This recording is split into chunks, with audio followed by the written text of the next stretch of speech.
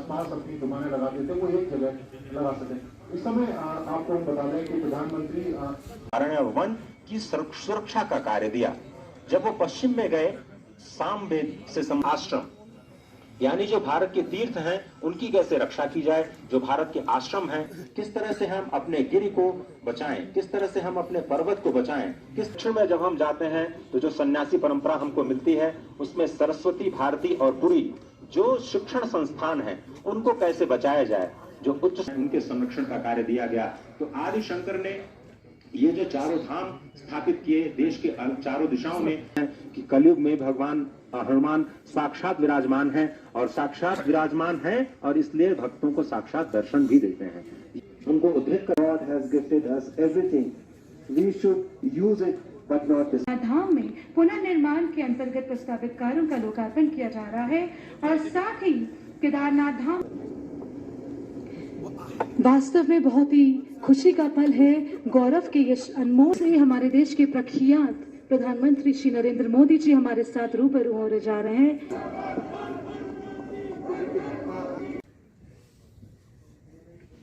इतनी महान ऋषि परंपरा आध्यात्मिक चेतना को जगाते रहते हैं।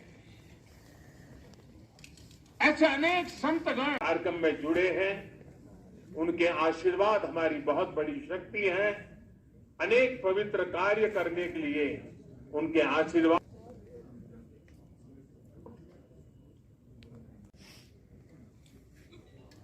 आवाहनम न जानामि। हरे हरे।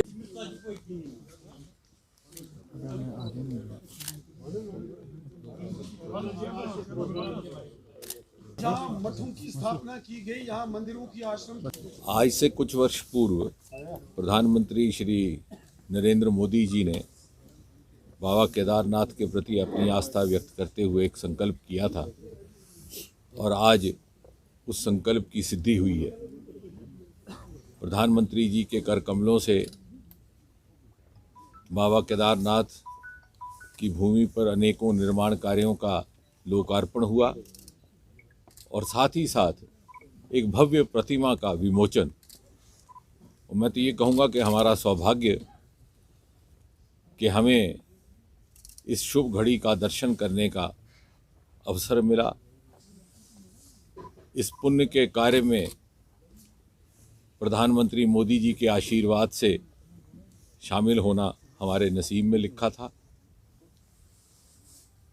हम अपने आप को बहुत खुशकिस्मत मानते हैं और साथ ही साथ हमें लाभ प्राप्त हुआ प्रधानमंत्री जी के संबोधन का, जिसमें उन्होंने भारत की विरासत, उसके दर्शन का एक विवरण भी प्रस्तुत किया और साथ ही साथ भारत स्वतंत्रता के 75वें वर्ष में प्रवेश करके आने वाले 25 वर्षों में अमृत महोत्सव के तौर पर इस कालखंड में किस प्रकार प्रगति की राह पर संसार में प्रथम श्रेणी के देशों में आकर के खड़ा होगा, उसका एक कल्पना चित्र भी हमारे सामने रखा और ये भी प्रेरणा दी कि कोई भी कार्य असंभव नहीं है।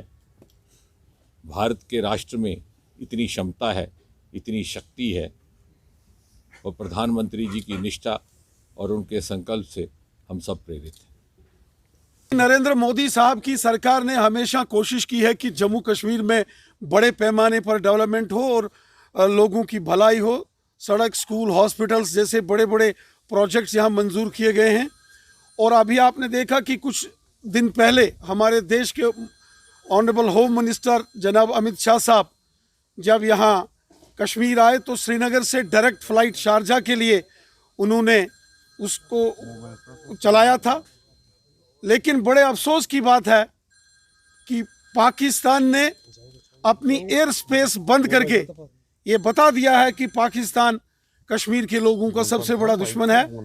हज़ारों लाखों की तादाद में हर साल कश्मीर के नौजवान यूनाइटेड अरब एमिरेट यूएई जाते हैं, सऊदी अरेबिया जाते हैं, और लाखों की तादाद में जो हमारे भाई बहन बुजुर्ग यहाँ से हज करने के लिए मक्का मदीना जाते हैं, सऊदी अरेबिया जाते हैं, और वो भी डायरेक्ट फ़्लाइट्स जो हमारी सरकार ने चलाई हैं, उसको लेकर पाकिस्तान का नज़रिया जो उन्होंने एयर स्पेस बंद की है, ये दिखाता है कि पाकिस्तान कभी भी जम्मू कश्मीर के लोगों का सगा नहीं हो सकता है।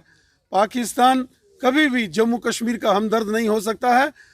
फ़्लाइटें तो जाएंगी, अब पाकिस्तान की एयर स्पेस से नहीं जाएगी, थोड़ा लंबा रास्ता होके जाएगा, श्रीनगर से दिल्ली, दिल्ली से मुंबई और मुंबई से शारजा जाएगी। इसी प्रकार श्रीनगर से दिल्ली, दिल्ली से होते हुए मुंबई से वो सऊदी अरेबिया जाएगी, मक्का मदीना जाएगी। यात्रा तो होगी, लेकिन पाकिस्तान की करतूत और पाकिस्तान की मंशा या सब जगह जग जाहिर हो गई है। ये बहुत बड़ा जो है उसने छल किया है पाकिस्तान ने। पाकिस्तान ने हमेशा कश्मीर को लहूलुहान करके यहाँ बर्बादी के मंजर लाए, लेकिन उसकी हर नापाक साजिश को हम विफल करेंगे। ये जो शारजा की यात्रा जाने वालों जो पाकिस्तान की एयर स्पेस को पाकिस्तान ने कैंसिल किया है, अब थोड़ा लंबा रास्ता होके जाएंगे, लेकिन फ्लाइट तो जाएगी।